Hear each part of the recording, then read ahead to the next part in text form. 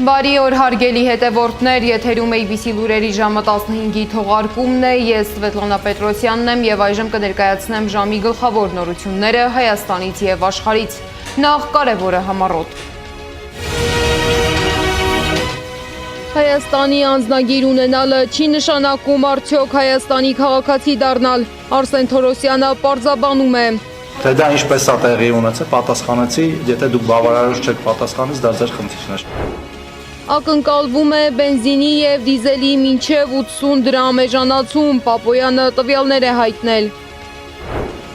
Ամանորին ավելի շատ մարդիկ են հոսանքազրկվել, քան ներկայացնում է իշխանությունը, Հեցի նախկին տնօրենի ժամանակավոր պաշտոնակատարը մանրամասներ է հայտնել։ Դա առաջինը մարազմը։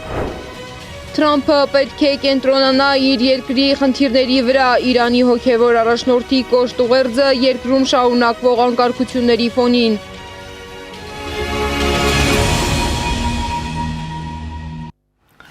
Ինչ է նշանակում ունենալ Հայաստանի անձնագիր և ինչ է նշանակում դառնալ Հայաստանի քաղաքացի։ Հարցը աշխատանքի և սոցիալական հարցերի նախարարության աշխատանքը ներկայացնող ամփոփիչ ասուլիսի ընթացքում բարձրացրեց իմ գործընկեր Անի Աբաղյանը։ Նախարար Արսեն Թորոսյանն էլ պատասխանեց կտրուկ, ընդգծելով, որ քաղաքացիություն ստանալու պահանջը ծրագրում չի փոխվելու։ Սա Արցախից բռնի տեղահանված քաղաքացու անձնագիր է, որի վրա գրված է Հայաստանի Հանրապետություն, իսկ սա մյուս անձնագիրն է, որը ևս գրված է Հայաստանի Հանրապետություն, երբ որ ուսումնասիրում ենք, այս երկու անձնագրերի միջև որևէ տարբերություն չկա։ Խնդրում եմ նշեք կապույտ է, նույն գրություններն են գրված, խնդրում եմ նշեք ինչու եք այդ պահանջը ներկայացնում Արցախից բռնի տեղահանված քաղաքացիներին, ասելով հրաժարվեք Հայաստանի Հանրապետության այս անձնագրից, ստանալով Հայաստանի Հանրապետության այս անձնագիրը։ Որն է պատճառը, դուք ինչպիսի փոփոխություններ, ինչպիսի տարբերություններ եք տեսել այս երկու անձնագրերի միջև եւ ասացիք, որ հնարավոր է փոփոխություններ լինեն։ Այս կետը հնարավոր է դուրս գա ծրագրից որպես պահանջ, թե ոչ, շնորհակալություն։ Ինձ թվում է դուք պատասխանեցիք ձեր հարցին, բայց ես էլ կպատասխանեմ։ Խոսքը ոչ թե անձնագիր փոխելու մասին է, այլ քաղաքացիություն ստանալու։ Մեր հայրենակիցները, նրանց այն հատվածը, որ դեռ չի ստացել Հայաստանի Հանրապետության քաղաքացիություն, Հայաստանի Հանրապետության քաղաքացի չի համարվում Հայաստանի Հանրապետության քաղաքացի։ Եվ այդ մեր Հայաստանի Հանրապետության անձնագրերը ըստ էության եղել են ճամփորդական փաստաթղթեր հատուկ կոդով։ Եթե ունես Հայաստանի Հանրապետության անձնագիր, դու Հայաստանի Հանրապետության քաղաքացի չես համարվում։ Դուք շատ լավ գիտեք այդ հարցի պատասխանը, ես էլ պատասխանեցի։ Ես պատասխանեցի ձեր հարցին, արդեն պատասխանեցի։ Թե դա ինչպես է տեղի ունեցել, պատասխանեցի, եթե դուք բավարարիչ չեք պատասխանից, դա ձեր խնդիրն է։ Ապա կենսաթոշակները բարձրացնելու հարցը անտեղի որակեց նախարարը։ Ասում է, ինչ կարիք կա թոշակները բարձրացնելու, եթե կա հետվճարային համակարգը։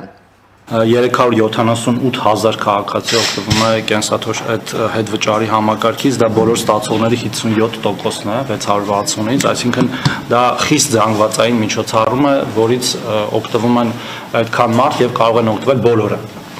Հետվճարի համակարգի ներդրումը պատահական չի, այն ունի երկու նպատակ։ Մենք միշտ բարձրաձայնում ենք դրա մասին եւ այդ երկու նպատակը պետք է դիտարկել միշտ միասին։ Առաջին նպատակը դա այո, մեր քաղաքացիներին թույլ տալ ավել ստանալ իրենց կենսաթոշակները եւ նպաստները, բայց նաեւ կա երկրորդ նպատակը, որը տնտեսության ստվերից դուրս գալն է։ Փաստացի կարելի է ասել, որ մենք մեր բոլոր կենսաթոշակառուների կենսաթոշակը բարձրացրել ենք 10800 դրամով, բայց որը չենք տալիս իրենց ուղիղ, այլ տալիս ենք ապահովության հիմնադրամին, որ երբ որ կծագի խնդիր, այդ խնդիրը լուծվի, իսկ խնդիրը երբեք չլիներ 10000 դրամի։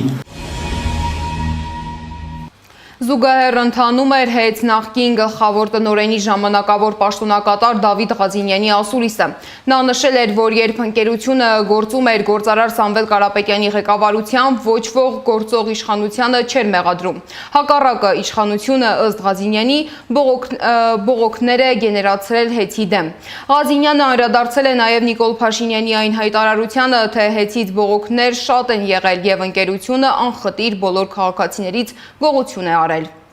Գիտեք, շատ դժվար է մեկնաբանել անմեկնաբանելին։ Երբ որ երկրի ղեկավարը հայտարարում է կառավարության շենքում, որ հեծը գողացել է ամեն ընտանիքից եւ ամենայն պատասխանությամբ ինչքան հիշում եմ, սրա մեկնաբանությունը հերքում են անգամ իրենք։ Այսօր կառավարիչը փորձեց սրբագրել իր ղեկավարի արած հայտարարությունը, բայց դու չի կարող ասել այդպիսի բան չկա։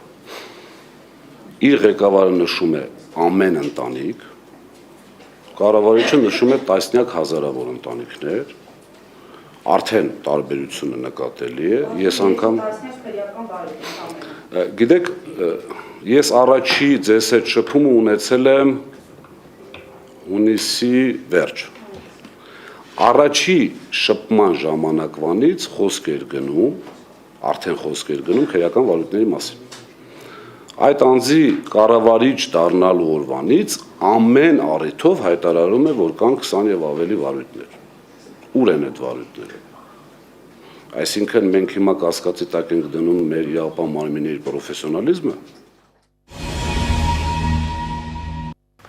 Էկոնոմիկայի նախարար Գևորգ Պապոյանն էլ խոսել է Ադրբեջանից Հայաստան ներմուծվող բենզինի մասին ու ասել, որ առաջիկայում բենզինի եւ դիզելի 1 լիտր գինը կարող է նվազել մինչև 80 դրամ։ Քանի որ շուկայում գործող մյուս ընկերություններն արդեն սկսել են գները նվազեցնել։ Հիշեցնեմ, որ ադրբեջանական բենզինը ճանապարհին է։ Հայաստան է ուղարկվում 7600 տոննա ադրբեջանական նավթամթերք, 6100 տոննա բենզին եւ 1500 տոննա դիզել։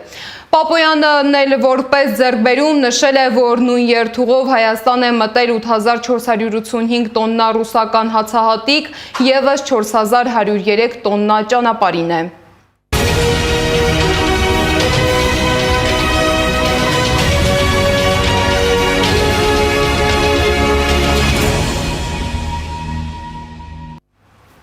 Կրակոցներ, պայթյուններ, փակ փողոցներ ու այրված դրոշներ։ Իրանում բողոքի ակցիաները վտանգավոր վիճակ են ստեղծել երկրում։ Իրանում գտնվող մեր աղբյուրները քիչ առաջ հայտնել են, որ ցույցերի ժամանակ հայ երիտասարդ է սպանվել։ Իրանի գերագույն հոգևոր առաջնորդ Այաթոլլահ Ալի Խամենեին հանդես է եկել կոշտ հայտարարությամբ։ Նա շեշտել է, որ ով աշխատում է օտարերկրացու համար ժողովրդի կողմից մերժված է։ Հոգևոր առաջնորդը նաև հորդորել է ԱՄՆ նախագահ Դոնալդ Թրամփին կենտրոնանալ իր երկրի խնդիրների վրա։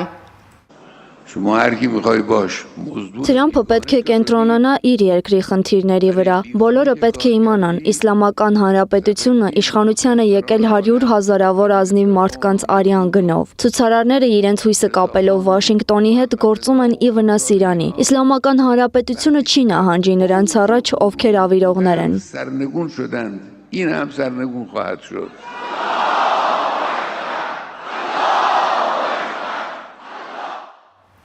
Վերլուծաբանների գնահատմամբ սա լուրջ ազդակ է թե իշխանությունների, թե տարածաշրջանային խաղացողների համար, ինչ է կատարվել Իրանում վերջին ժամերի ընթացքում, դիտենք ռեպորտաժը։ Կրակոցներ, այրված դրոշներ, փակ փողոցներ, պայթյուններ։ Իրանում գիշերը գեժլարված է եղել։ Երկրում բողոքի ակցիաները դուրս են եկել վերահսկողությունից։ Իրանցի վերլուծաբան Էհսան Մոհավեդյանը հայտարարել է, որ երկրի բնակչության թվով երկրորդ խոշոր քաղաքում Մաշհադում, որը համարվում է առավելապես պրոիշխանական տրամադրություններով քաղաք, եւս ցույցեր են տեղի ունեցել։ Նրա խոսքով սրբավայրի կարգավիճակ ունեցող քաղաքում նման զարգացումները չեն համապատասխանում Մաշհադի սոցիալ-քաղաքական տրամաբանությանը։ Մաշհադը գտնվում է Իրանի հյուսիս-արևելյան շրջանում, Աֆղանստանի սահմանին շատ մոտ, մեծությամբ Իրանի երկրորդ քաղաքն է։ Մաշհադում է թաղված շիաների 8-րդ իմամը Ռեզան։ Քաղաքը կարևորագույն սրբավայր է։ Ցույցերի էպիկենտրոնը եղել են երկու թաղամասեր, որտեղ հիմնականում բնակեցված են եղել աֆղաններով եւ բալուչներով։ Անհրաժեշտ է հստակ հետևություններ անել եւ հասկանալ, թե ինչու հենց այդ երկու թաղամասներն են դարձել էպիկենտրոն։ Իրանում հրատարակվող հայկական Ալիք օրաթերթի խմբագիր Արամ Շահնազարյանը հիշեցնում է, որ Իսրայելի կողմից Իրանի դեմ սանձազերծված 12-օրյա պատերազմի ընթացքում Իսրայելը ըստ իրանցի աղբյուրների աֆղանցի փախստականներ էր հավաքագրել Իրանի դեմ գործողությունների համար։ 3 պիկն է եղել այս ցույցերի պիկներ ու իսկապես ճգնաժամային օր Իրանի համար 3 գիշերը ներկայդրությամբ արդեն գրել եմ ու շարունակվում է պետական լրատվամիջոցներին հասանելիություն չկա, ինտերնետը ամբողջովին անջատված է, լրահոսը չափազանց միակողմանի է եւ գալիս է միայն արևմտյան աղբյուրներից։ Այս պահին Իրանում ինտերնետն անջատված է, պետական լրատվամիջոցները չեն հեռարձակվում։ Հայ փորձագետները կիսում են իրանցի գործընկերների մտահոգությունները, նշելով, որ երկրում ստեղծված իրավիճակի պատասխանատուն արտաքին ուժերն են, մասնավորապես Իսրայելն ու Միացյալ Նահանգները։ Որոշակի խումբ բարբերաբար, ասեմ այսպես, շատ փոքրաթիվ խմբեր են դատելով կադրերից, բայց առաջ են մղում Իրանի գահանկեց շահի, գահանկեց արքայի որդու, ասեմ այսպես, իշխանության գալու հանգամանքը եւ եթե ուշադիր հետևում ենք հատկապես գործընթացները լուսաբանող հակաիրանական ԶԼՄ-ին, ապա տեսնում ենք, որ այդ հատվածում գնում է ակնհայտ ուռճացում։ Ոստի պարզ է, որ գործընթացը ոչ միայն օբյեկտիվ պատճառներով երկրի ներսում է, այլև երկրից դուրս հակաիրանական զանազան ԶԼՄ-ներով փորձ է կատարվում ուռճացնել։ Իրանի իշխանության դեմ զանգվածային ակցիաների հիմնական պատճառն Արմեն Վարդանյանի խոսքով երկրի խորացող սոցիալ-տնտեսական ճգնաժամն է, որն ուղղակիորեն պայմանավորված է Իրանի նկատմամբ կիրառվող ամերիկյան պատժամիջոցներով։ Այս անգամ ուշագրավ էր, որ շատ էին պահանջները Ռեզա Փահլավիի վերադարձի հետ կապված, Փահլավիի վերադարձի հետ կապված, որը Իրանի վերջին շահի որդին է, Թագաժառանգը, այսպես ասած, որը ԱՄՆ-ում, եւ այս անգամ բավականին շատ այսպես ոչերկային նրա վերադարձի պահանջով։ Վարդան Ոսկանյանն էլ հիշեցնում է, գահանկեց արված շահի ժառանգը բնակվում է Միացյալ Նահանգներում եւ չունի լայն հեղինակություն Իրանի ներսում։ Նրա խոսքով Փահլավին օգտագործվում է որպես գործիք հակաիրանական գործողությունների համար։ Կարծում եմ, որ դրա թիկունքում կարող են կանգնած լինել այնպիսի հակաիրանական ուժեր, ինչպիսին Իսրայելն է, գիտեք 12-օրյա պատերազմի ընթացքում այս անձը իր աջակցությունը հայտնեց Իսրայելին սեփական հայրենիքը ռմբակոծելու, ռմբահարելու եւ սեփական հայրենիքի դեմ պատերազմ սկսելու առումով։ Շահի որդին այդուհանդերձ հանդես է եկել կոչով, դիմելով բողոքի ակցիաների մասնակիցներին եւ առաջնորդներին խմբերը միավորելու եւ պայքարը շարունակելու կոչով։ Ես հպարտ եմ ձեզանից յուրաքանչյուրով, ովքեր հինգշաբթի դուրս են եկել փողոց։ Դուք ցույց տվեցիք, թե ինչպես կարող է բազմամարդ զանգվածը ստիպել անվտանգության ուժերին նահանջել եւ սահմանափակել ճնշումները։ Նրանք, ովքեր կասկածներ ունեն, ուրբաթ դուրս եկեք փողոց, միացեք ձեր հայրենակիցներին։ Կոչ եմ անում բողոքի ակցիաների առաջնորդներին միավորել խմբերը, հնարավորինս մեծ բազմություն ձևավորելու համար։ Հաղթանակը ձերն է։ Իրանագետները շեշտում են, Իսրայել-Միացյալ Նահանգներ դաշնակցության ռազմավարական նպատակն Իրանի թուլացումն ու ոչնչացումն է։ Նրանք պատահական չեն համարում, որ երկրում զանգվածային անկարգությունների ակտիվացումը համընկնում է Միացյալ Նահանգների վարած ագրեսիվ եւ զավթողական քաղաքականության հետ։ Զարա Սարգսյան, Սեդա Մակարյան, Անդրանիկ Մանսուրյան, ABC Media։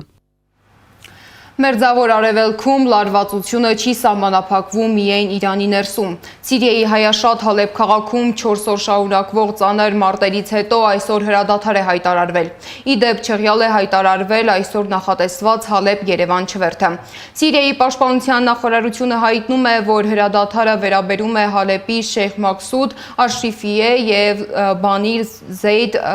թաղամասերին եւ ուժի մեջ է մտել գիշերը ժամը 3-ին։ Քրդական զինված խմբավորումներին մինչև առավոտյան ժամը 9 ժամանակ են տվել նշված տարածքները լքելու համար։ Հիշեցնեմ, որ մինչև հրադադարը Հալեպում ծանր մարտեր էին ընթանում բանակի եւ քրդական ուժերի միջև։ Դիվանագիտական շփումներն այս ֆոնին ակտիվացել են։ Սիրիայի նախագահ Ահմեդ Ալ-Շարան հեռախոսով զրուցել է Ֆրանսիայի նախագահ Էմանուել Մակրոնի եւ Թուրքիայի նախագահ Ռեջեփ Թայիփ Էրդողանի հետ։ Մակրոնի հետ քննարկել են երկկողմ գործակցության հեռանկարներն ու Սիրիայի դերը միջազգային ասպարեզում, իսկ Էրդողանի հետ զրույցը կենտրոնացած է եղել Հալեպի անվտանգության, ներքաղաքական վիճակի եւ անօրինական զինված խմբավորումների դեմ պայքարի վրա։ Միջազգային մյուս կարևոր զարգացումները իմ գործընկեր Զարա Սարգսյանն ներկայացնում։